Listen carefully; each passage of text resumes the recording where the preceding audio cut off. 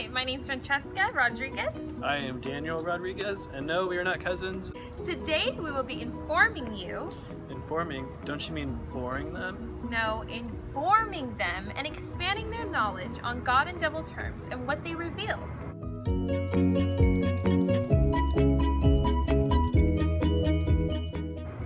God and devil terms were first created by Richard Weber. Weaver. I thought it was Weaver. I thought it was Weber. Anyways, Richard Weber advanced an idealism that he hopes that dialectic can inform rhetoric.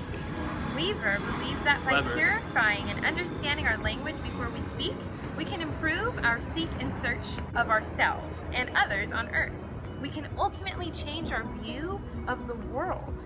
God and devil terms have different meanings based on context or culture that they are used in. So, for example, God and devil terms when it comes to talking about school will be substantially different than the God and devil terms when it comes to talking about sports, or the God and devil terms when it comes to talking about religion. God terms in a school environment may be terms such as success, Failure. self-discipline, Laziness. or hard work. Stress. Anyways, earlier when we started our discussion, you might recall when my dear friend accidentally What? No, I did that on purpose. interrupted me when I said informing you about the topic.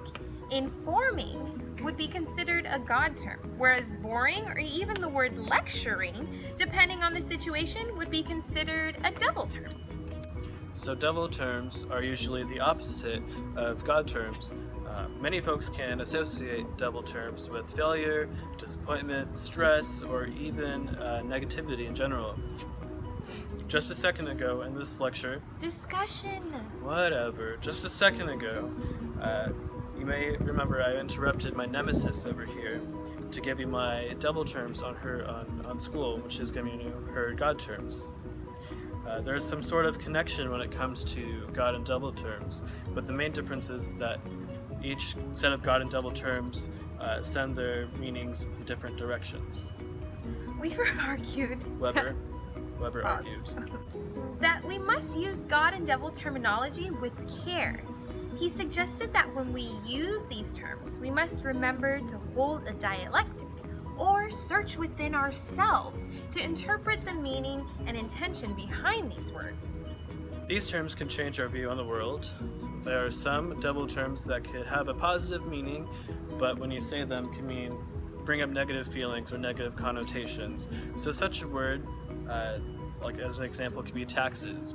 Taxes can be used to benefit our lives and those around us, but no one is really happy about paying extra money. Another word could be flu shots. Flu shots help us prevent us from getting sick. They help us stay healthy, but they can hurt. They can make our arms feel sore, and no one really wants to go to the doctor's office unless, no one wants to go there in general. And the last one could be quiz or a pop quiz. Just thinking about a quiz or pop quiz makes me nervous because I feel like maybe I'm not smart enough, I probably won't pass. But in the end, they help you raise your grade up depending on how well you do on those quizzes. Just because we use the terms as God and devil terms does not mean they are inherently bad or good. It all bottles down to the way we interpret them, which helps us interpret the world around us. A great way to remember these God and devil terms is to think about or imagine a little angel or a devil right there on your shoulders. And as you'll see and experience the world around you, they will help you shape your views of the world.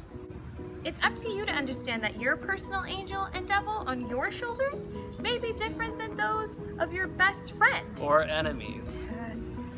Those are the ways we can think about Richard Weber and his rhetorical theory. We can understand people's worldviews and their arguments, the way they make sentences, the way they use God and devil terms, and the way they shape their own world.